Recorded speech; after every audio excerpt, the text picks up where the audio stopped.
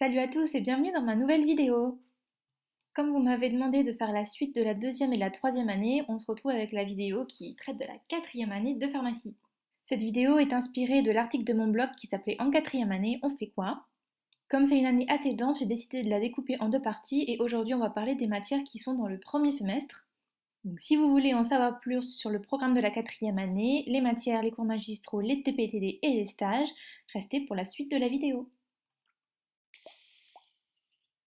Encore une fois, pour construire cette vidéo, je me suis référée au MCC, c'est-à-dire les modalités de contrôle de connaissances de la fac.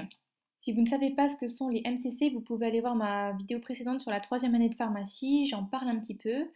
Et si ça vous intéresse, n'hésitez pas à me le dire en commentaire, je vous ferai vraiment une vidéo qui sera dédiée que à ça. Pour débuter avec la quatrième année, il faut savoir que c'est pendant cette année que vous allez passer pour la première fois, et seule fois je l'espère, le certificat de synthèse pharmaceutique qui s'appelle aussi CSP. En fonction des facs, les modalités de contrôle peuvent différer, mais souvent c'est un examen qui peut être oral. Et le but, c'est de vérifier les compétences acquises en premier cycle et la capacité de synthèse de l'étudiant. Souvent, ils prendront donc la forme d'un examen oral, mais il peut aussi y avoir de l'écrit avec des QCM, et il consiste à mettre l'étudiant en situation professionnelle ou lui proposer des études de cas qui ont toujours un rapport avec le monde professionnel. Le jury est pluridisciplinaire et il est composé des enseignants qui ont donné des cours pendant le premier cycle en tronc commun. Et il faut savoir qu'il est obligatoire de valider cet examen pour pouvoir valider son deuxième cycle, c'est-à-dire la cinquième année. Il y a des rattrapages qui sont organisés en juin et en cinquième année. Donc, c'est-à-dire que pour les personnes qui, par exemple, sont parties en Erasmus en quatrième année, quand elles reviennent en cinquième année, il faut absolument passer cet examen-là pour valider. Moi, je vous avoue que le CSP, je l'ai passé quand c'était les premières années de mise en place, donc c'est plus du tout sur cette forme-là qu'il est passé actuellement. Moi, j'avais eu un oral, mais c'était un sujet écrit, donc il fallait préparer au départ. On avait des questions qui portaient sur les enseignements du premier cycle, c'était des choses assez poussées en biologie végétale, en biologie classique ou même en physique. Et par contre, après, on se retrouvait devant un jury qui était composé de nos enseignants. Donc, on leur disait quelles réponses on avait mis à l'écrit. Là, ils venaient un petit peu ouvrir en nous posant d'autres questions. Et ça partait sur des sujets officinaux. Je me rappelle que j'ai eu des questions sur des antiseptiques, sur le diabète. C'est souvent des sujets qui sont assez souvent abordés. Et là, ils essaient vraiment de nous poser des questions, voir si on a compris la globalité des cours. Nous voici ensuite dans le premier module de cette quatrième année qui est un module d'infectiologie. À l'intérieur, vous allez trouver trois matières qui s'appellent prise en charge thérapeutique, microbiologie et hygiène. Dans la matière de prise en charge thérapeutique, on va bien sûr apprendre tous les médicaments qui sont en rapport avec l'infectiologie, donc les antiseptiques, là qu'on va plutôt retrouver côté hygiène, mais aussi les antibiotiques, les antifongiques et les antiviraux. Deuxième module que l'on va aborder, c'est celui de gastro-entérologie. À l'intérieur de ce module-là, on va étudier la physiopathologie de tout ce système, on va décrire l'anatomie des différents organes, donc le foie, le tube digestif, l'estomac, et on va apprendre tous les médicaments qui vont agir dessus. Ça peut être tous les médicaments du reflux gastro-intestinal, les antidiarrhéiques, les antinauséeux. Donc c'est assez chargé, mais c'est vraiment une bonne source de conseils. Si on travaille par exemple à l'officine, c'est souvent des demandes qui nous sont faites, donc c'est bien de forcer sur ce module-là parce que c'est très très important. Troisième module, c'est la biochimie et la toxicologie clinique, à l'intérieur de laquelle on retrouve la biochimie clinique, la nutrition, la toxicologie clinique et la physiopathologie. En gros, dans tout ce qui est biochimie clinique, on va venir parler des différents oligoéléments et tout ce qu'on peut mesurer dans la biochimie. Et la nutrition, ben, on va aborder des règles simples et de base de nutrition, donc les lipides, les protéines et toutes les choses comme ça. Dans la toxicologie clinique, là, on va voir les différents tableaux d'intoxication, donc à diverses toxicités. Ça peut être les digitaliques, ça peut être l'alcool, le plomb, et la physiopathologie de ces intoxications-là. J'avoue que la biochimie, c'est pas du tout ma tasse de thé, je trouvais pas ça très intéressant, et en plus de ça, la nutrition par-dessus, ça me prenait la tête. Donc voilà, c'est un module que j'ai travaillé forcément pour passer la matière, mais c'est pas quelque chose qui m'a vraiment passionnée. Donc je suis désolée pour toutes les personnes qui aiment la biochimie et la nutrition. En plus, je sais que la nutrition, ça nous sert énormément à l'officine. Mais moi, ça me barbait d'apprendre les huiles dans lesquelles il y avait des oméga 6, le nombre de calories qu'il y avait dans je sais pas quel aliment. Enfin, voilà, je m'excuse hein, de parler ainsi de la nutrition. Je sais qu'il y en a qui sont passionnés de ça en plus, mais c'était pas vraiment pas mon truc. Ensuite, nous arrivons à un module très intéressant et très complet, c'est celui du droit et de la réglementation. Dans la partie droit, on aborde le droit du travail et le droit des sociétés.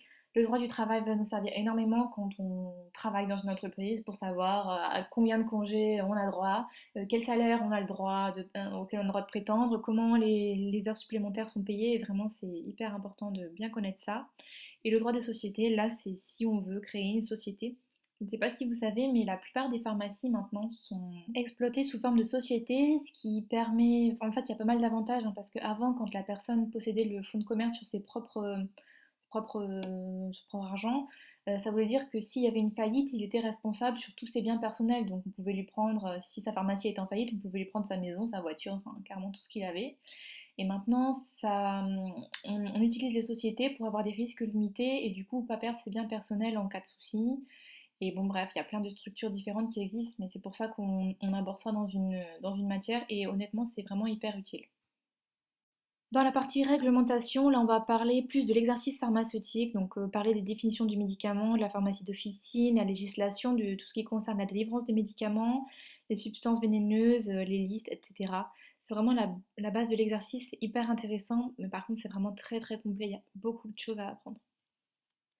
Module suivant, c'est le module fourre-tout, dans lequel on a mis toutes les petites matières qu'on n'arrivait pas à caser ailleurs. Dans ce semestre-là, on va retrouver la qualité, l'informatique et l'anglais. En assurance qualité, on va voir la mise en place des programmes d'assurance qualité avec les bases pour le mettre en place soit en industrie, soit en officine. Penser à la qualité, c'est peut-être pas une matière que vous allez trouver passionnante en cours, mais c'est un secteur qui recrute énormément et notamment chez les pharmaciens. Il y a aussi des TP d'informatique orientée santé, de l'anglais comme toujours et la participation au forum des métiers, donc si vous y allez, vous avez une bonne note. Dernier grand module concernant les systèmes, c'est celui sur le système bronchopulmonaire et la dermatologie. On y aborde différentes physiopathologies de pathologies respiratoires comme l'asthme ou la BPCO et on va y apprendre aussi les médicaments qui agissent sur ce système, donc tout ce qui est bronchodilatateurs, les corticoïdes, les anticholinergiques et puis aussi tout le matériel qui va servir à faire des inhalations, donc tous les médicaments qui vont être inhalés avec les différents systèmes d'utilisation, les appareils pour nébuliser, les chambres d'inhalation, etc. Pour finir, et comme tous les semestres, vous avez accès à une UE libre. Donc pour ce semestre-là, l'UE libre, elle est imposée en fonction de la filière que vous avez choisi de suivre. Donc pour exemple, dans la fac que j'ai choisie, si la personne veut aller en officine, elle suivra une UE qui s'appelle toxicomanie et dépendance. Si elle a choisi la filière industrie-recherche, ce sera une matière de pharmacocinétique ou d'initiation à la recherche. Et si elle a choisi de suivre l'internat, là, ça sera une matière préparation à l'internat, donc avec des QCM et des cas cliniques qui vous permettront de préparer le concours.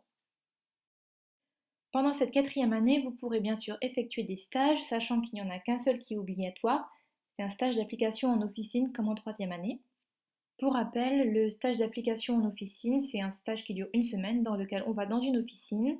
Il y a un thème qui est imposé par la fac, donc ça peut être les AVK, le diabète, l'hypertension, la contraception, l'œstroprogestative, etc. Et pendant toute la semaine où vous êtes à l'officine, vous devez travailler sur ce thème-là et donc faire une revue des médicaments qui existent, faire une entrevue avec une patiente ou un patient qui prend ce type de médicaments, et puis les à côté, donc voir quels conseils vous pouvez donner à vos patients. Il y a bien sûr un rapport de stage à effectuer et à rendre, et ensuite donc, vous avez une note qui est comprise dans un des modules. Souvent c'est un grand module système. Et ensuite, normalement, vous en avez terminé avec les stages d'application. Vous avez aussi la possibilité d'effectuer des stages en entreprise, donc que ce soit en industrie ou dans un hôpital ou n'importe où vous voulez en faire. Ce sont des stages qui sont facultatifs, donc c'est vous qui devez les chercher, remplir les conventions et tout faire tout seul. Mais c'est un stage sur lequel vous serez quand même évalué. Alors il n'y aura pas de note qui comptera pour votre année, mais vous devrez passer devant un jury pour leur présenter un peu ce que vous avez fait pendant cette période.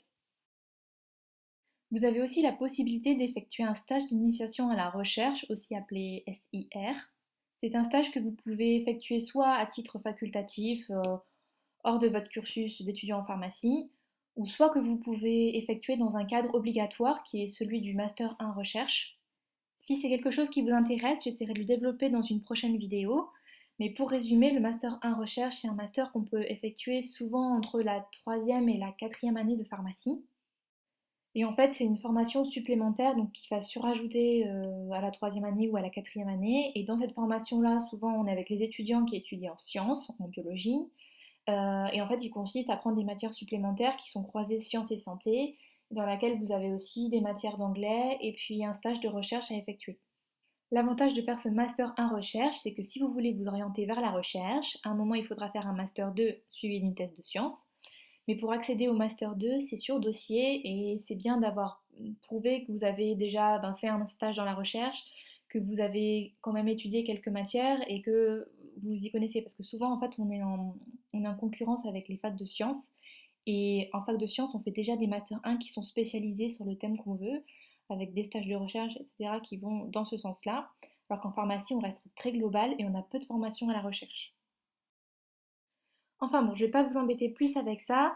J'espère que cette vidéo vous a plu, qu'elle a répondu à toutes vos questions. Si vous avez aimé, n'hésitez pas à laisser un pouce bleu ou un petit commentaire dans la barre qui est juste en dessous. Je les lis tous et j'essaie d'y répondre quand c'est possible. Dans tous les cas, on se retrouve sur mon Twitter ou sur Facebook. Si vous avez des questions, n'hésitez pas à m'envoyer un message. Salut!